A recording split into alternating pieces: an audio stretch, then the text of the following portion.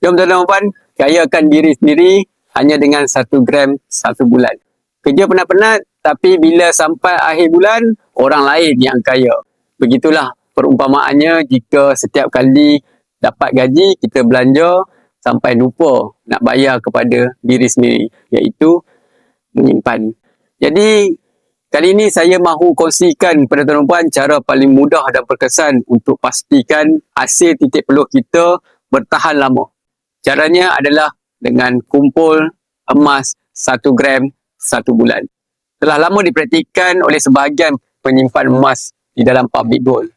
Bila dapat saja gaji, terus beli 1 gram emas 999 melalui akaun emas Gap.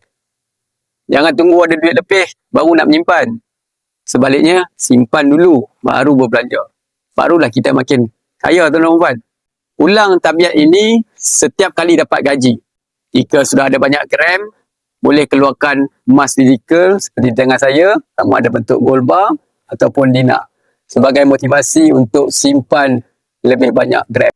Jadi untuk bulan ni tuan-tuan, saya nak bantu seramai 30 orang penyimpan emas baru sempena bulan Oktober, bulan kelahiran saya. Nak saya bantu tuan-tuan?